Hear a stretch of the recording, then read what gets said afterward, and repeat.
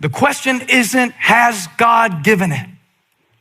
The question is, will you go forward? I want to speak that over every area of your life right now that God has promised. The question isn't, has God given it? Joy, peace, all the fruit of the Spirit, love, patience, kindness, goodness, faithfulness, gentleness, self-control. That's the fruit of the Spirit. That's what grows from knowing God in the spirit of a believer. It's called the fruit of the Spirit in Galatians 5, and it's all yours. That's not the question about the fruit. It's the question, will you go forward into it? Now we're going to see what happens when God is bringing you into something and the devil is pulling you back to something at the same time.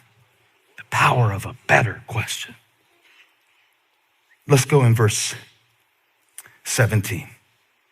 When Moses sent them to explore Canaan, all the leaders of the tribes, just remember the leaders. I won't list them all, just the leaders of the tribes, 12 of them. To explore Canaan, that's what God had promised Abraham, and now he's bringing them into it. And they are right on the cusp of it. You don't know how close you are. Y'all are looking at me in shock and disbelief. So tell the person next to you so they'll believe you. You don't know how close you are. You don't know. Put in chat. You don't know how close you are. They're coming into Canaan, but you remember they just got out of Egypt. So he told them, go up through the Negev and on into the hill country. See what the land is like and whether the people who live there are strong or weak, few or many. Okay, it's an exploration. It's an exploration. What kind of land do they live in? Is it good or bad? What kind of towns do they live in? Are they unwalled or fortified? How's the soil? Is it fertile or poor? Are there trees in it or not? It's like, Moses, slow down, one thing at a time. Okay, I'm making my list. Good or bad? Unwalled, fortified. Trees or no trees? Fertile or poor soil? But then he says, do your best. Yeah, I'll say it. Do your best to bring back some of the fruit of the land. It was the season for the first ripe grapes. Say it, it's eating season. It's eating season. It's eating season. It's eating season. I cancel every carbohydrate you're going to eat on Thursday. It's eating season. I hope you brought your elastic pants to church at Elevation Church because it's eating season. I'm going to need a little room to grow because it's eating season. I've been in starving season long enough. I've been in scavenger scrap season long enough. I've been in leftover living long enough. Now I'm coming to where the grapes are growing. It's time to eat. So they went up, verse 21, and explored the land from the desert of Zin as far as Rehob to Lebo Hamath. They went through the Negev, came to Hebron, where Ahiman, Shishai, I bluff y'all on these names half the time, and Talmai, the descendants of Anak, the giants. You know this little Bible story. I promise you know it. You heard it one time. They got grapes, the promise. They got giants, the problem. Okay, but this is really powerful. Watch this. They reached, verse 23, the valley of Eshcol. They cut off a branch bearing a single cluster of grapes. Two of them carried it on a pole between them, along with some pomegranates and figs.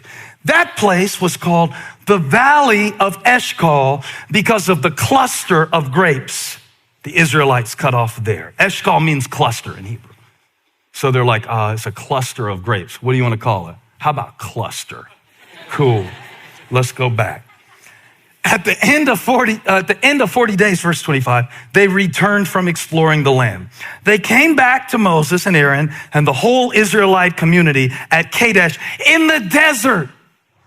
They're still in the desert. So when you're in the desert, you ask desert level questions. It's survival based. When you're in the desert, it's like, How am I going to get through this day? Let me back up a little bit. How am I going to make it to 10 a.m.? Let me back it up a little bit. How am I going to get out of the bed this morning? Let me back it up a little bit more than that. How am I going to get to sleep tonight with everything I got on my mind? Those are desert questions. They are focused on limitation. They originate with Satan. Did God really say you must not eat of any tree? It's a limitation-based question. But God wants me to teach you on the power of a better question. A loaded question. Do you know the phrase? A loaded question. It contains more than appears on the surface. So when Jesus says, what do you want? He's not saying it like your kids just walked in your room and you're trying to have some married people time. What do you want? Get out of here. He says, what do you want? And let's start there and let's move toward the deeper desire that I created you for. It's a better question. When you are in the desert, you let the devil do all the question asking. Who do you think you are dreaming like that? Who do you think you are putting yourself out there like that? What makes you think you can accomplish that? Well, if it was going to work, wouldn't it have worked by now? Those are desert questions. It's when you've been used to not having enough, or you've been used to somebody else oppressing you or something else oppressing you. And so let's say it's an addiction, and an addiction has been calling the shots. The only question you've been asking if you've been stuck in the throes of addiction is, when can I get another hit of that? And by the way, it can be cocaine or it can be shopping. It can be Amazon just as easily as it can be heroin. We are not talking about one substance here. I'm coming for you today. God spoke to me. He said those are desert questions. Desert questions. And when you ask desert questions, you get dead-end answers. It doesn't open anything up. Even when you're asking somebody, when you pick up your kids for school, don't say, how was your day? Because it gives them the option for a one-word answer. Good, bad. You got to ask them something more open, right? If you want to be creative, if you want to get your teenager to talk, you got to ask something different. And I don't even know what the question would be yet, because I still haven't figured out how to get Graham to talk to me on the way home from school, but I'm working on it. And I know what doesn't work is a yes or no, good or bad answer. Okay, now, so let's journey on in the text. Can we journey on in the text? Are y'all with me today? Are you with me today? UC, are you with me today? EFAM, are you with me today? Ballantine, back right section, are you with me today? Oh yeah. Oh yeah, I'm with you, preacher. Read the next verse. So they came back to Moses and Aaron, those spies, the whole Israelite community at Kadesh in the desert of Paran.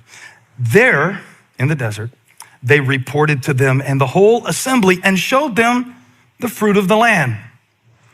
They gave Moses this account. We went into the land, what God promised, which you sent us, and it does flow with milk and honey. Newsflash, God is right. Here's this fruit. You wanted some grapes? We brought you some grapes. Now, only the ones that Joshua and Caleb would carry, because the rest of them wouldn't carry any fruit. Wouldn't carry any fruit. Yeah, but Joshua and Caleb, the two spies they didn't name, they had a different spirit. They had a different spirit. They asked better questions. Instead of looking at how hard it was in the land and saying, how in the world are we possibly going to do this? They looked at the same situation. And this is what I want you to see. God can give you the ability to look at a situation that you were looking at as an impossibility and see it as an opportunity. Who's this for? And there's a cluster of fruit. You know, the pomegranates, the figs, and the grapes. There's a cluster from Eshcol. But there's also a cluster happening between what God has called his people to do and the conflict that they feel about it inside of themselves. So it's a cluster That's a negative word to me. I don't hear that usually about fruit. I usually hear it about stuff that goes wrong. Man, it was a cluster. People say that. It's a cluster at Kadesh Barnea because you got these 12 spies and you've got 2 of them that have faith to say, oh yeah, taste this fruit. Taste this fruit. Get a little taste of this. And at the same time, watch this. At the same time they are getting a taste of tomorrow, they are being dragged back to a past that is beneath them. Watch this. Verse 28, but the fruit is just like God said it would be. But the people, the promise and the people is a cluster. The promise and the problems is a cluster. God told me to preach to somebody today who is a cluster right now in your life, in your mind, in your marriage, in your family. It's a cluster of, watch this, fear and faith. It's a cluster of thoughts. You can't get it untangled. You can't really figure out if it's been a good year or a bad year. You don't really know what to think about it anymore. You don't know to think, is this my friend? Is this my enemy? It's a cluster. That's what's happening at Kadesh Barnea. And the man of God, Moses, sent these spies out and he asked them 3 simple questions, but they came back with a but. They came back with a but. But the people who live there are powerful and the cities are fortified and very large. We even saw the descendants of Anak there. The Amalekites live in the Negev. The Hittites, Jebusites, Amorites live in the hill country. And the Canaanites live near the sea along the Jordan. Then Caleb silenced the people before Moses and said, we should go up, take possession of the land, for we certainly can do it. I can do all things through Christ who strengthens me. And Philippians 4:13 hasn't even been written yet. But the men, there's another but. There's another but. There's another but. There's a promise, there's a problem, there's a but in between. There's a promise, there's a problem, there's a but in between. There's a promise, but God, that's my favorite but in the Bible. But God. You don't understand. But God, who is rich in mercy, but God demonstrates his own love for us in this, that while we were yet sinners, Christ died for us. I don't know if this sounds right, but you need another but. You need another but.